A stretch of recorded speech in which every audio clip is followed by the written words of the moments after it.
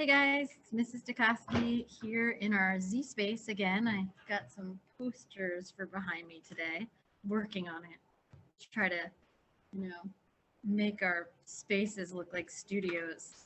I wasn't trained to do this, so here's my poster. I have a magnet. I brought it from the library. I brought all these from the library. The magnet says, I enjoy answering all your questions. Really, I do. So, ask away.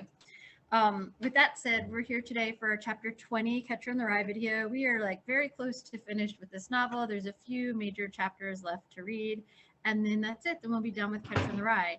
So in chapter 20, we're going to find Holden wandering around New York City again. It's Sunday, later in the day. He had that date with Sally that didn't go well. Then he went out and he had a drink with Luce. So now he's had a couple drinks again and he's back in this pattern.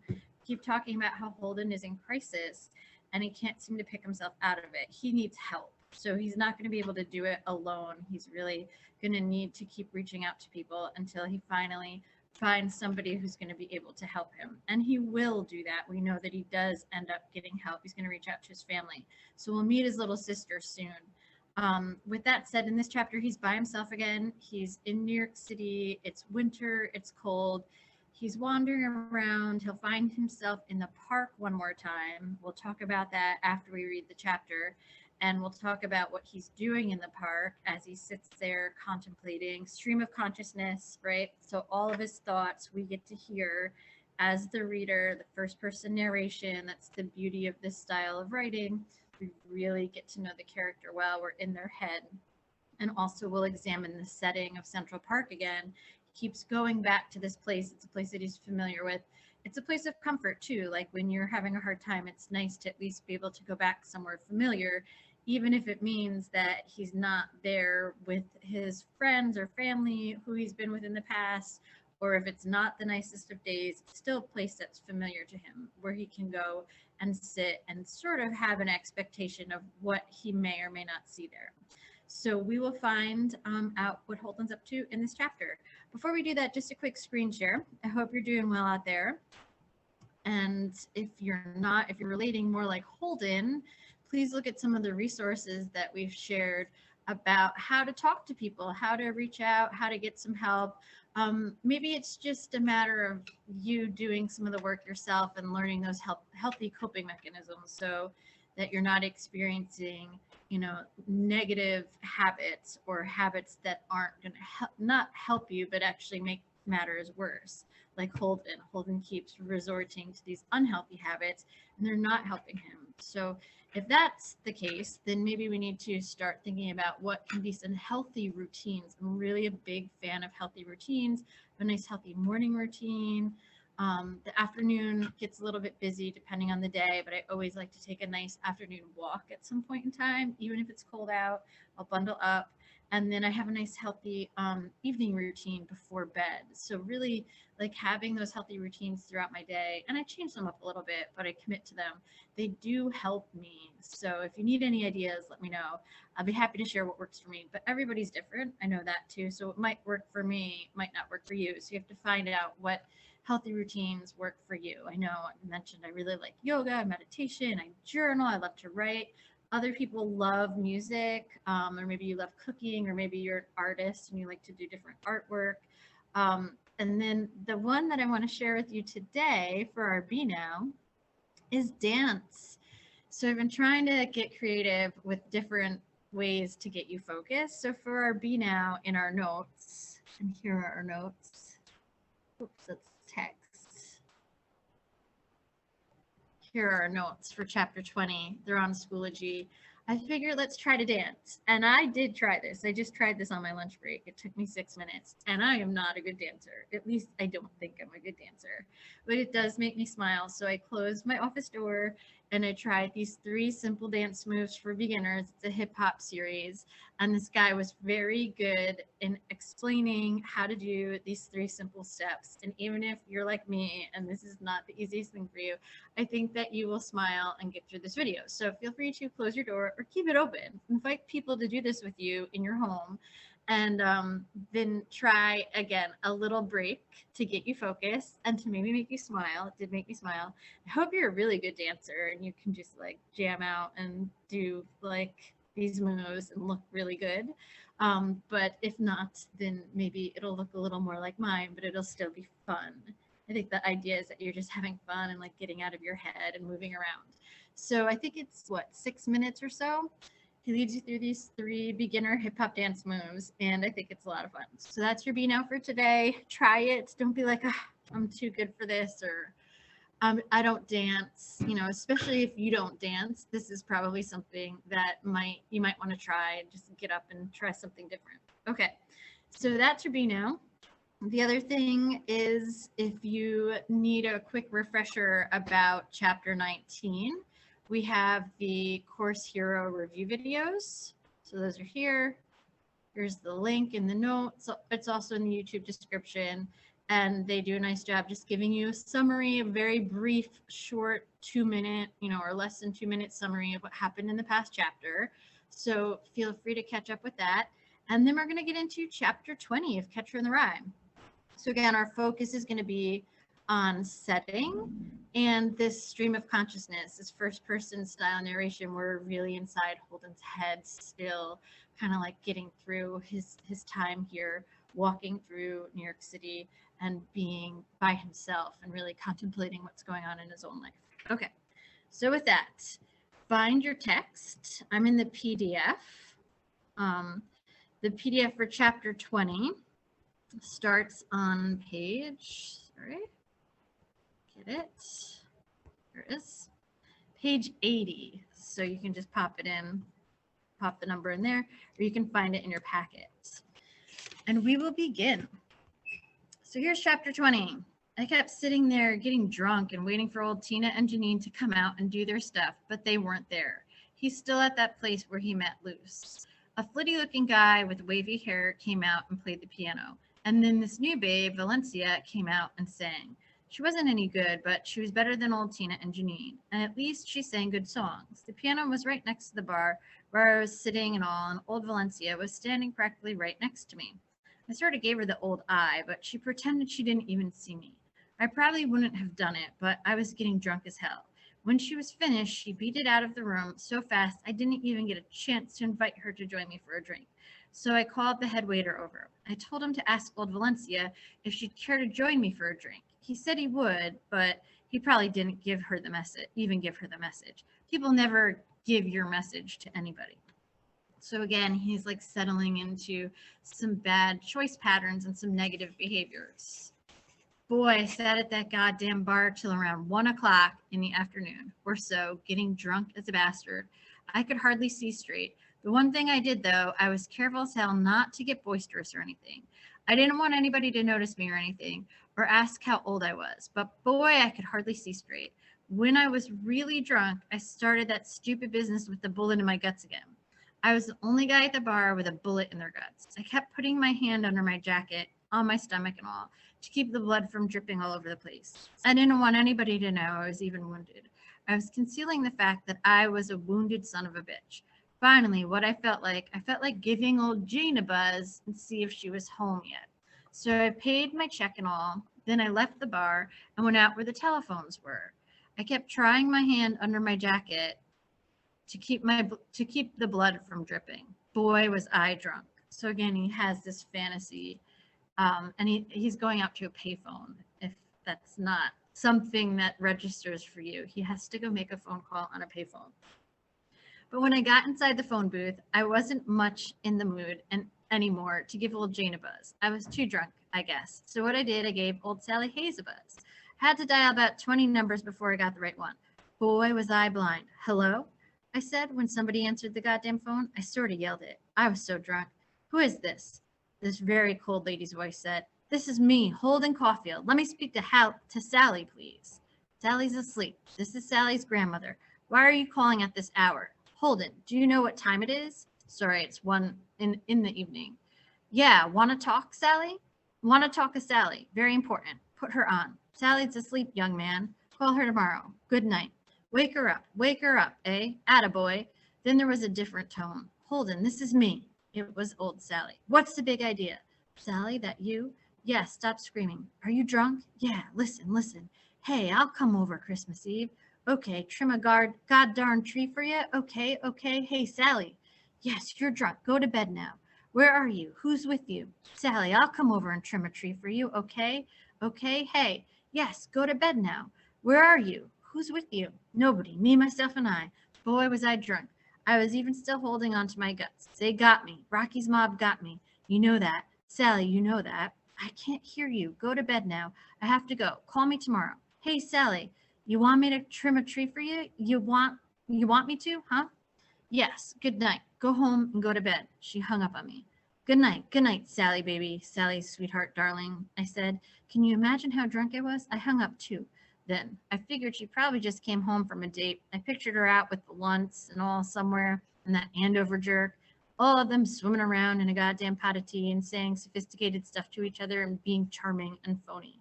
I wished to God I hadn't even phoned her. When I'm drunk, I'm a madman.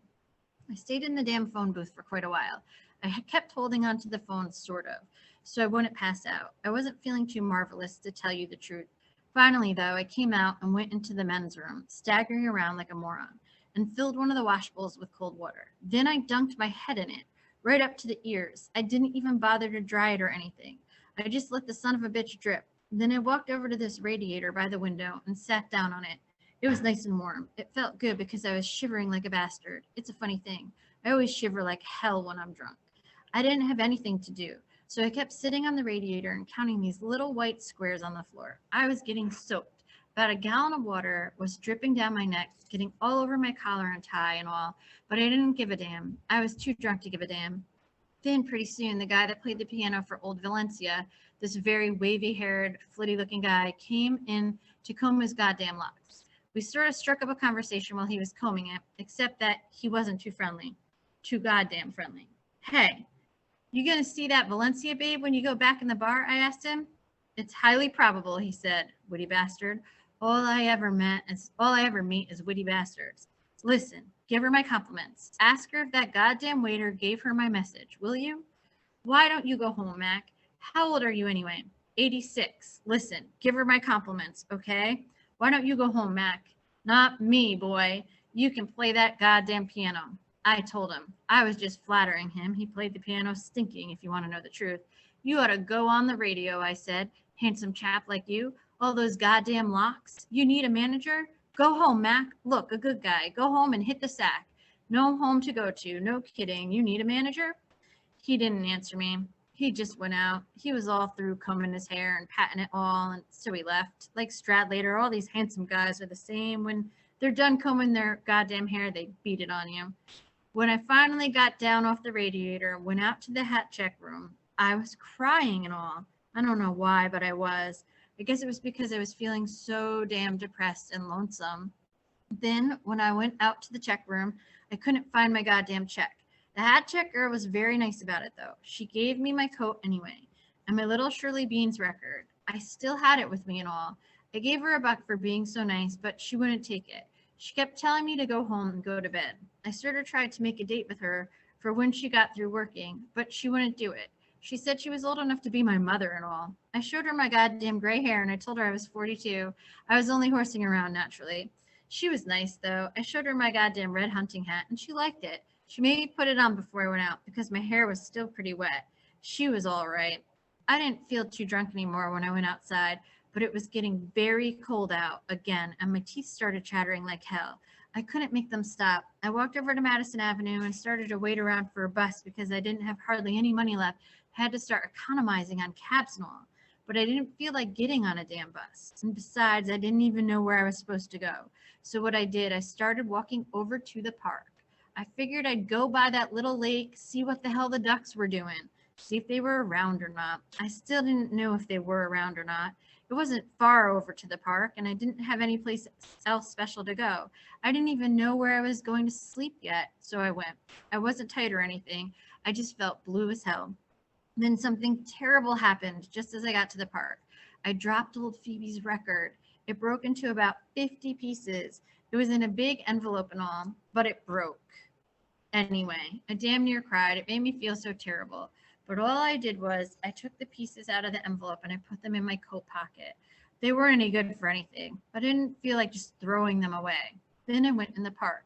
Boy, was it drunk.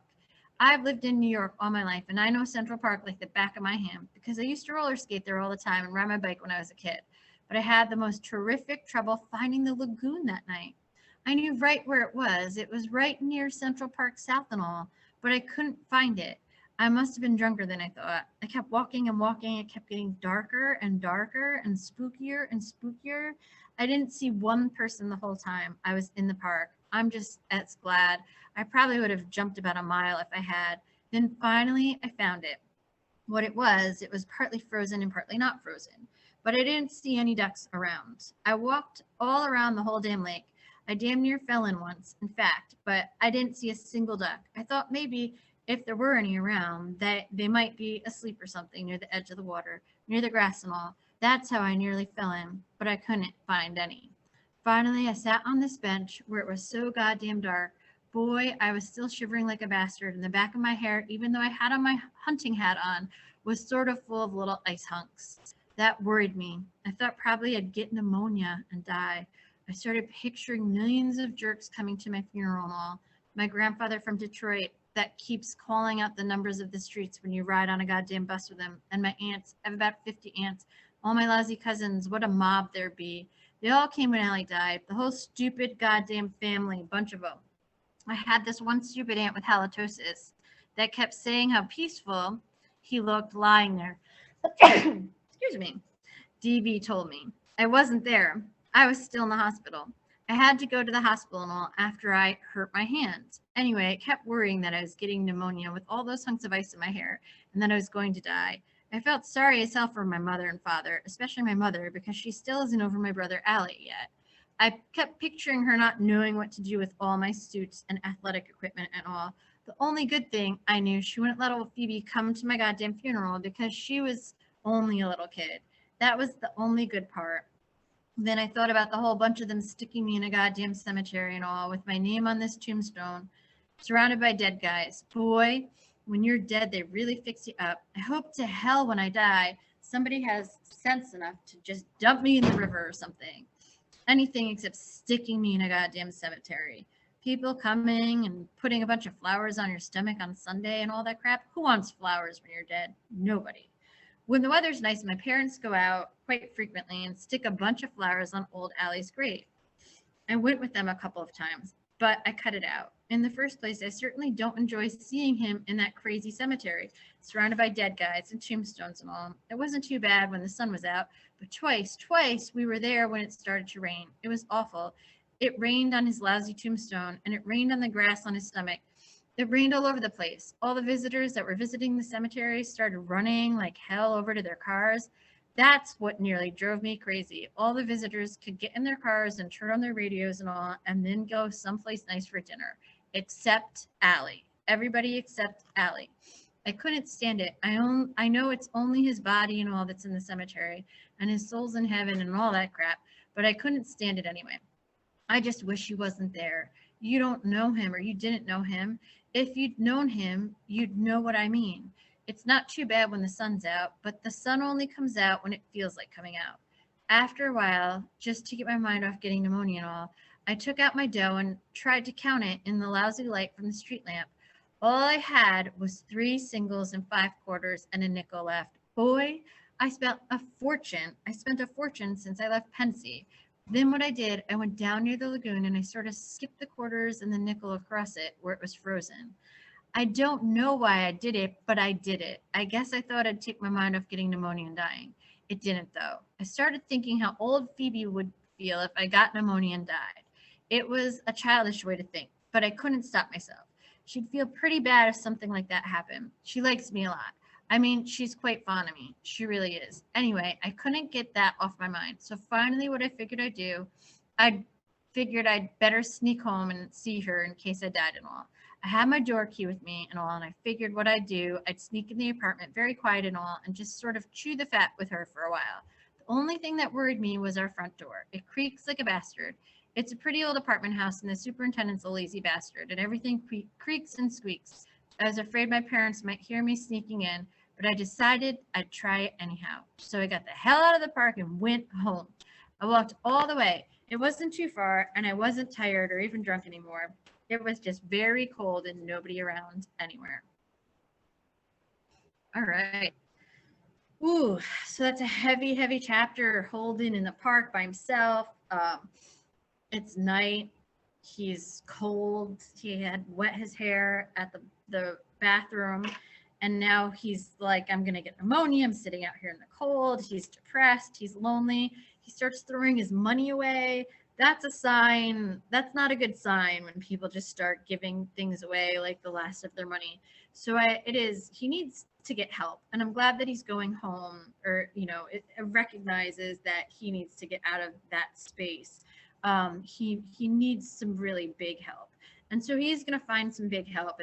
And it is good to recognize how you're feeling. And if it does feel that dark, to reach out and ask for help. And so I think today there's a little more opportunity, and I can post some links in the description of places to find help, ways to get help, where we see Holden having to go to pay phones, and it's harder to reach out to people.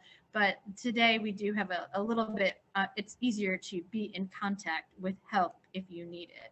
So, just be aware. We can empathize and sympathize with Holden in this dark place where he's depressed and he just isn't feeling well, and he can't get out of it, and he's making bad choices over and over and over again.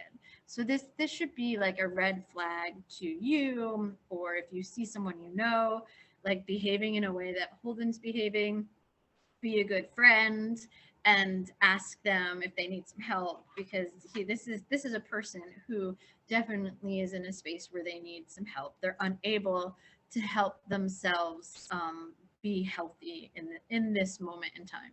So again, we see Holden continuing on this path where it becomes clearer and clearer that he just can't help himself. And so that's when you have to reach out to others. Okay. So with that, keep checking Schoology, and we'll talk soon. And the Catcher in the Rye is almost done. So we're there. We're almost to the end, and we're gonna meet Holden's cool little sister Phoebe. We finally get to meet her. We've heard about her, but we haven't met her yet. We meet her in the next chapter, and Phoebe's really cool. So I hope that you look forward to meeting her too. Okay, bye.